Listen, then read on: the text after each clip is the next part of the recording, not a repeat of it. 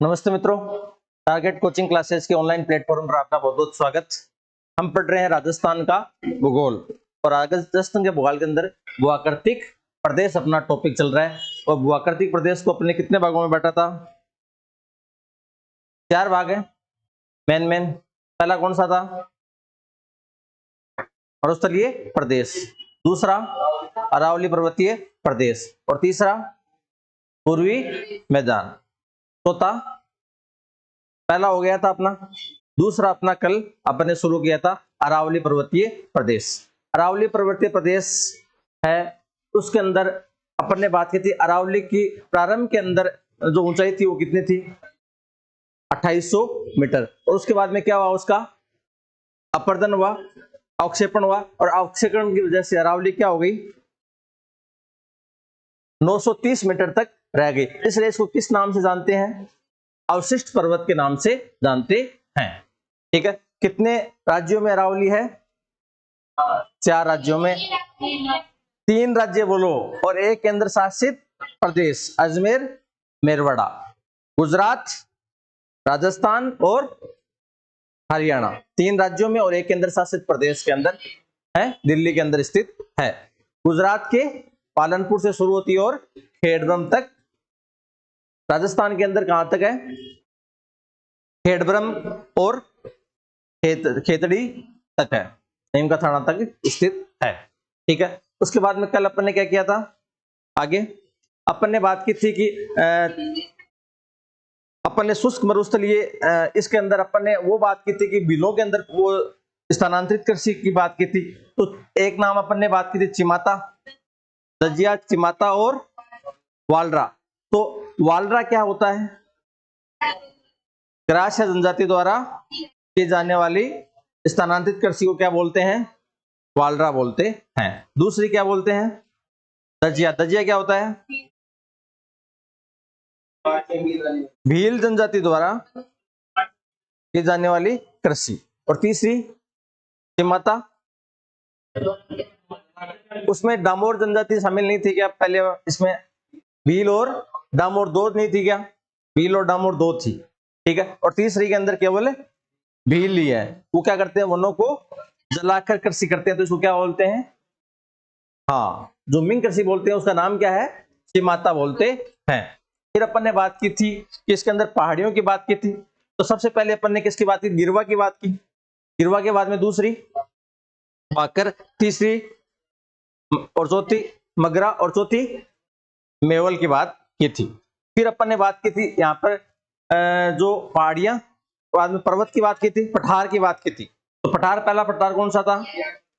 दूसरा, तीसरा, चौथा, पांचवा और छठा और सातवां, 8 पठार की बात की थी। ठीक है, अच्छा, तो अब देखो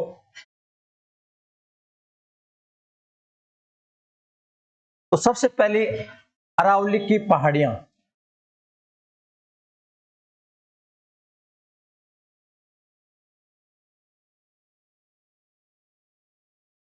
अरावली की पहाड़ियां, हेडिंग डालो अरावली की, अरावली की पहाड़ियां। और अरावली की पहाड़ियों में पहली कौन सी है? गिरवा। गिरवा क्या होती है? उदयपुर के आसपास पाई जाने वाली अर्धचंद्राकार पहाड़ियों को क्या बोलते हैं? गिरवा बोलते हैं। तो लिखो उदयपुर के आसपास, उदयपुर के आसपास पाई जाने वाली, पाई जाने वाली अर्धचंद्राकार, अर्धचंद्राकार पहाड़ियों को, अर्धचंद्राकार पहाड़ियों को गिरवा कहते हैं। बीच में उदयपुर हो गया और उदयपुर के आसपास जो पहाड़ियां पाई जाती है उन पहाड़ियों को किस नाम से जानते हैं? गिरवा के नाम से जानते हैं। ठीक है, अब अपन गिरवा के बाद में दूसरी कौन सी बात की थी? बाकर। बाकर किसको बोलते हैं? पूर्वी सिरोही में या पूर्वी सिरोही में? पूर्वी सिरोही में पाई जाने वाली तीव्र ढाल वाली उबड़ खाबड़ पहाड़ियों को किस नाम से जानते हैं? बाकर के नाम से जानते हैं। तो लिखो बाकर। बाकर पूर्वी सिरोही में,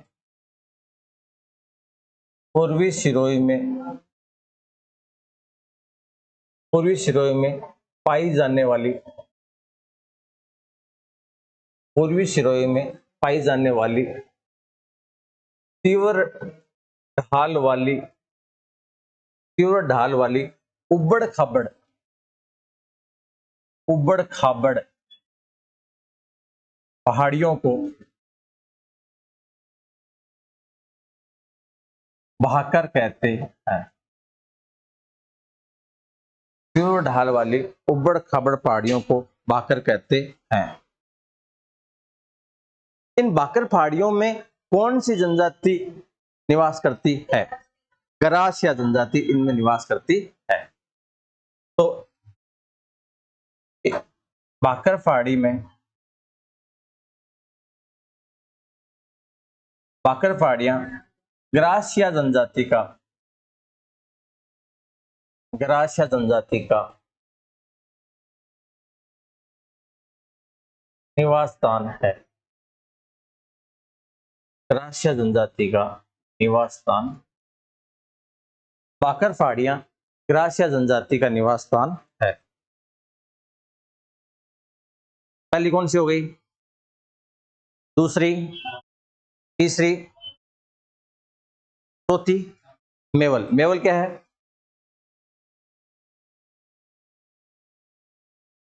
केवल डूंगरपुर, प्रतापगढ़ और बांसवाड़ा।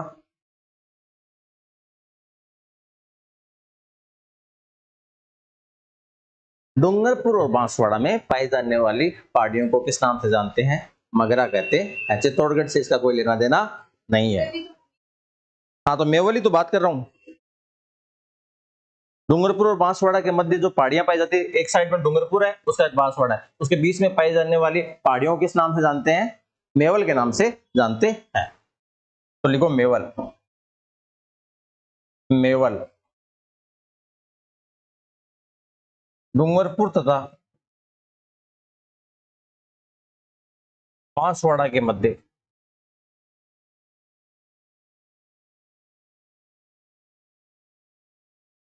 के मध्य पाई जाने वाली, पाई जाने वाली पहाड़ियों को मेवल कहते हैं। डूंगरपुर तथा बांसवाड़ा के मध्य पाई जाने वाली पहाड़ियों को मेवल कहते हैं।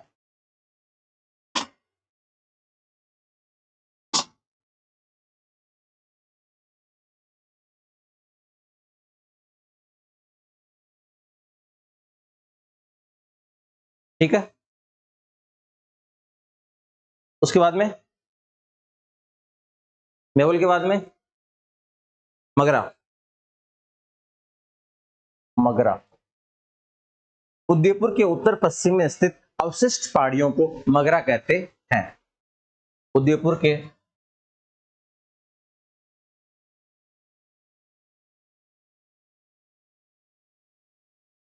उत्तर पश्चिम में स्थित अवशिष्ट पहाड़ियों को, पहाड़ियों को मगरा कहते हैं। उदयपुर के उत्तर पश्चिम में स्थित अवशिष्ट पहाड़ियों को किस नाम से जानते हैं? मगरा के नाम से जानते हैं।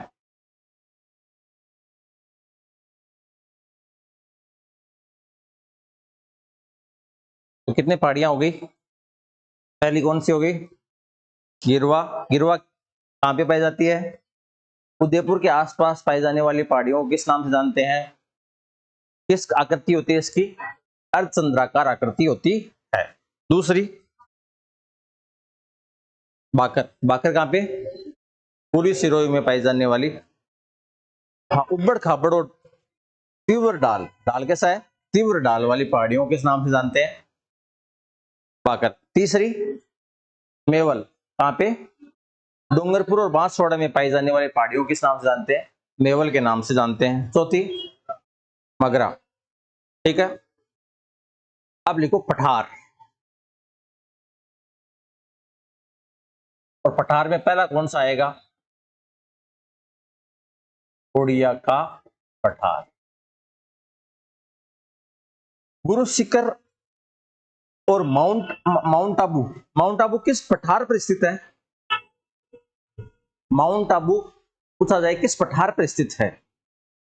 राजस्थान का सबसे ऊंचा पठार उड़िया का पठार।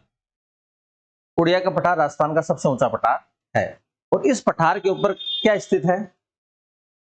गुरु शिखर और माउंट आबू इसी पठार पर स्थित है। तो लिखो उड़िया का पठार राजस्थान का सबसे ऊंचा पठार, राजस्थान का सबसे ऊंचा पठार।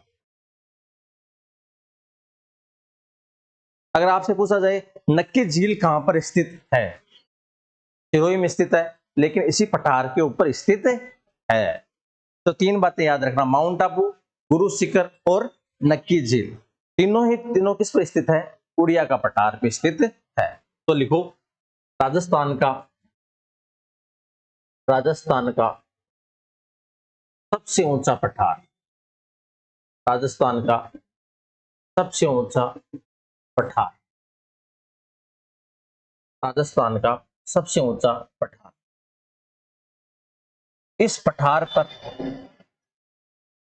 इस पठार पर माउंट आबू, गुरु शिखर तथा नक्की झील तथा नक्की झील स्थित है। नक्की झील स्थित है।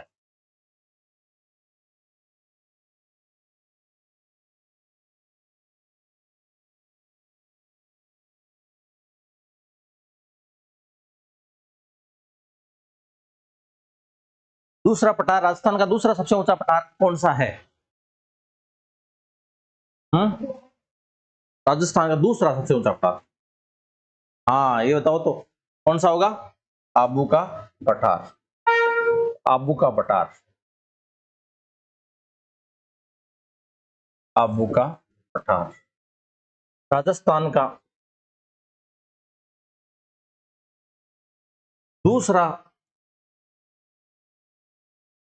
सबसे ऊंचा पठार, दूसरा सबसे ऊंचा पठार। एक संरचना होती है जिसको बोलते हैं बेथोलिथ। क्या बोलते हैं? बेथोलिथ। तो बेथोलिथ संरचना कैसे बनती है? बेथोलिथ संरचना नाम सुना है? जमीन के अंदर जब ज्वालामुखी का विस्फोट होता है, ठीक है, तो उससे क्या निकलता है? लावा निकलता है। ठीक है, लावा और मैग्मा में क्या अंतर होता है?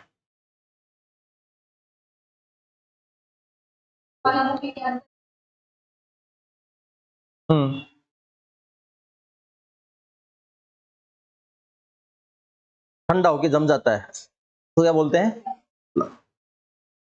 ठीक है ना। तो अब वो गर्म पदार्थ नीचे से ज्वालामुखी फूटा और जमीन के भीतर ही वो जम गया, जम गया तो उससे जो संरचना बनी उस संरचना को क्या कहते हैं? बेथोलिथ। क्या बोलते हैं? बेथोलिथ संरचना बोलते हैं। तो लिखो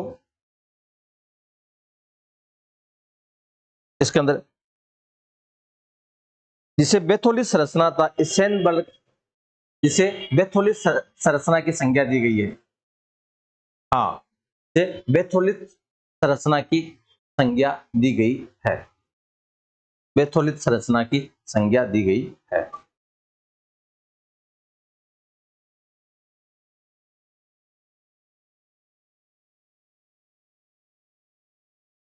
अब लिख लो बेथोलिथ संरचना।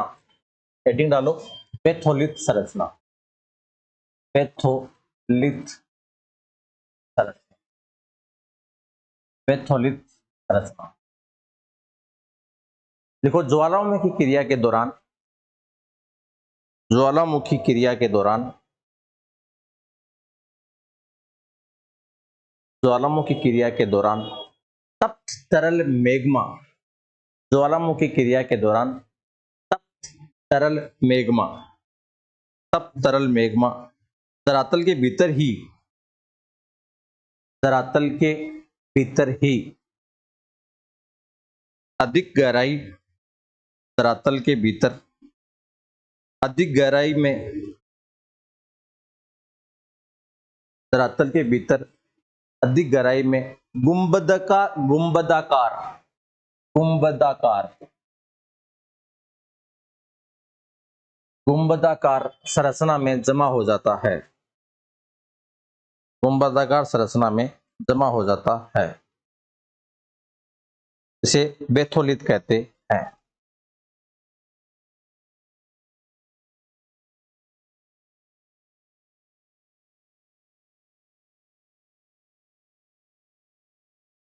ठीक है, अब बताओ अगला पठार कौन सा आएगा?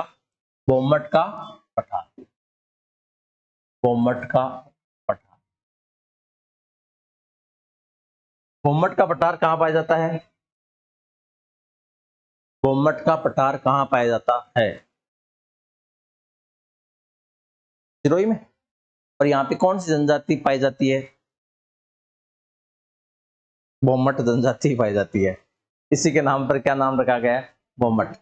ठीक है, उदयपुर, डूंगरपुर और बांसवाड़ा, बोम्मट का पठार कहाँ पाया जाता है? उदयपुर, डूंगरपुर और बांसवाड़ा में पाया जाता है। और यहाँ पे जो जनजाति पाई जाती है वो कौन सी है? बोम्मट जनजाति पाई जाती है। लिखो उदयपुर, डूंगरपुर, उदयपुर, डूंगरपुर, बांसवाड़ा, सिरोही में, उदयपुर, डूंगरपुर, बांसवाड़ा, सिरोही में स्थित, सिरोही में स्थित पहाड़ी क्षेत्र, पहाड़ी क्षेत्र जहां बोम्मट जनजाति निवास करती है, बोम्मट जनजाति निवास करती है, बोम्मट का पठार कहलाता है।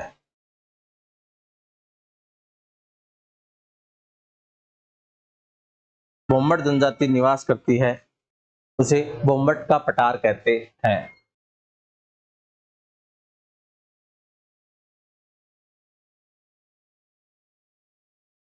बोम्मट और एक नाम आता है बोराट, एक नाम है बोम्मट और एक नाम आता है बोराट, तो चक्कर में मत पड़ जाना।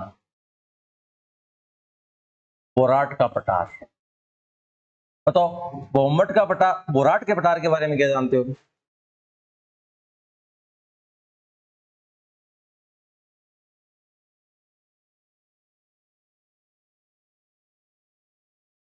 एक तो तीसरा सबसे ऊंचा पठार है, पहली बात। ठीक है, 2 नंबर अपन पहले बात कर चुके आबू का, और पहला उड़िया का, पहला उड़िया का और दूसरा, और ये बोराट का पठार तीसरा सबसे ऊंचा पठार है। पर ये पाया कहां पाया जाता है? ये बात इंपॉर्टेंट है जो पूछा जाता है एग्जाम में बार बार। बोराट का पठार कहां पाया जाता है? गोगुंदा से कुंभलगढ़ के बीच जो है उसको क्या बोलते हैं? बोराट का पठार। गोगुंदा कहां पे है? उदयपुर। और कुंभलगढ़ कहां पे है? राजसमंद के मध्य पाए जाने वाला पठार कौन सा है? बोराट का पठार, जो राजस्थान का तीसरा सबसे ऊंचा पठार है। तो लिखो गोगुंदा, कोष्टक में लिखो उदयपुर, गोगुंदा कोष्टक में लिखो उदयपुर से कुंभलगढ़ के मध्य, गोगुंदा उदयपुर से कुंभलगढ़ के मध्य, कुंभलगढ़ कहां पे है? कोष्टक में राजसमंद लिख लेना। कुंभलगढ़ के मध्य पाए जाने वाला पहाड़ी क्षेत्र, पहाड़ी क्षेत्र, पहाड़ी क्षेत्र, ये राजस्थान का तीसरा सबसे ऊंचा पठार है, ये राजस्थान का तीसरा सबसे ऊंचा पठार है।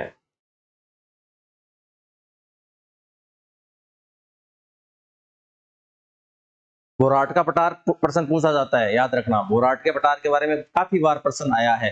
एक प्रश्न आता है ऊपरमाल के पठार से, एक प्रश्न आता है बोराट के पठार से, तो बताओ ऊपरमाल का पठार किन के बीच पाया जाता है? मैसूरगढ़ से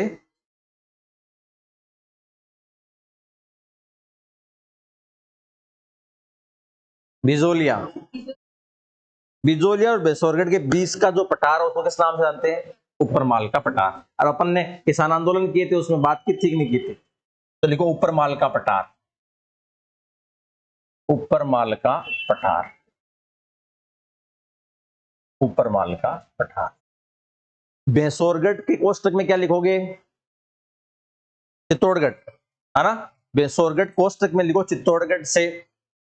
बिजोलिया के कोष्टक में क्या लिखोगे? भीलवाड़ा। तो बेसोरगढ़ कोष्टक में चित्तौड़गढ़ से, बिजोलिया भीलवाड़ा के मध्य, हाँ बेसोरगढ़ चित्तौड़गढ़ का ही तो भाग है।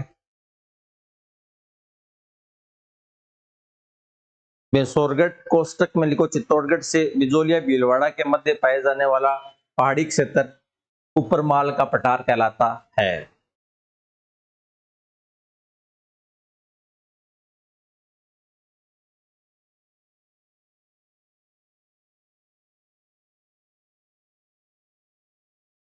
ऊपरमाल का पठार कहलाता है। एक पठार का नाम है मेसा का पठार, मेसा का पठार। यहाँ पे दो नदियां हैं चित्तौड़गढ़ के अंदर, कौन सी है? बेडस और गंभीरी, बिल्कुल बेडस और गंभीरी। इन नदियों ने क्या कर दिया? इसका अपरदन कर दिया, ठीक है। मेसा का पठार इससे निर्मित है। तो लिखो चित्तौड़गढ़ में बेडस तथा,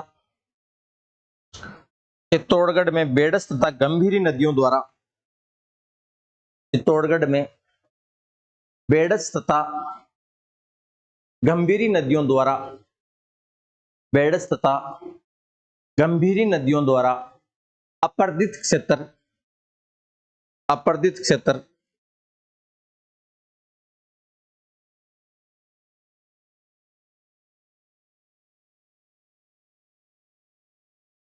क्षेत्र मेसा का पठार है, मेसा का पठार है। किस दुर्ग पर, कौन सा दुर्ग इस पठार पर स्थित है? चित्तौड़गढ़ है ना, तो मेसा के पठार पर आपको पता है कौन सा दुर्ग स्थित है? तो इस पठार के ऊपर चित्तौड़गढ़ दुर्ग स्थित है। लिख लो, मेसा के पठार पर चित्तौड़गढ़ दुर्ग स्थित है।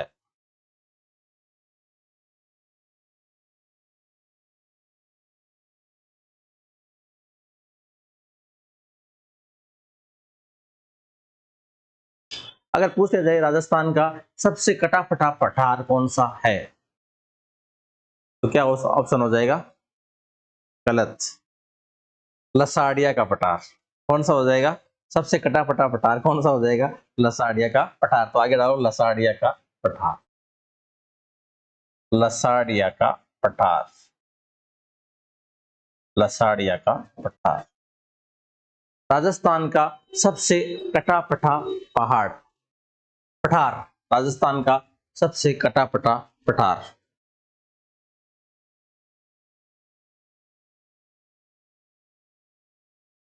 सलूम्बर कहां पे है? खुद ही जिला है ना। सलूम्बर में ही जैसमंद झील है, उस जैसमंद झील के पूर्व में स्थित है ये कौन सा? लसाड़िया का पठार। तो लिखो सलूम्बर में, सलूम्बर जिला हो गया उदयपुर के पास में, तो सलूम्बर में जैसमंद झील के पूर्व में स्थित, सलूम्बर में जैसमंद झील के पूर्व में स्थित है।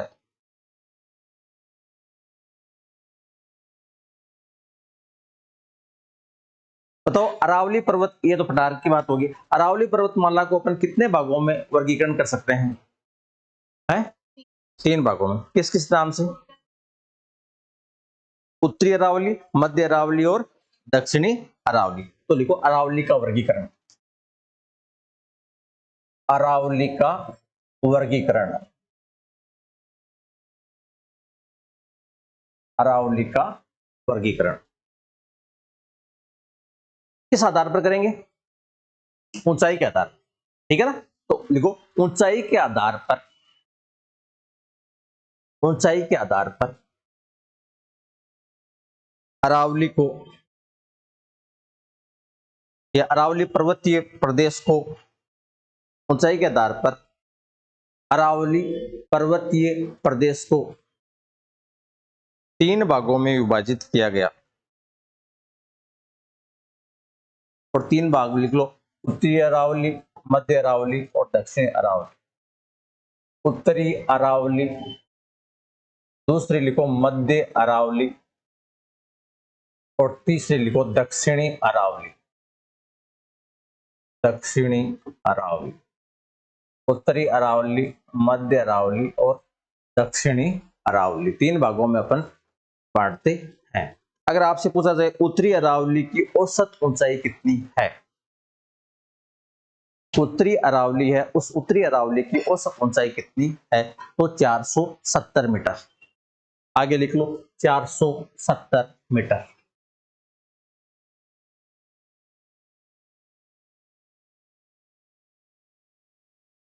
इसकी औसत ऊंचाई मध्य अरावली की कितनी है, इससे कम है या ज्यादा है, ज्यादा होगी।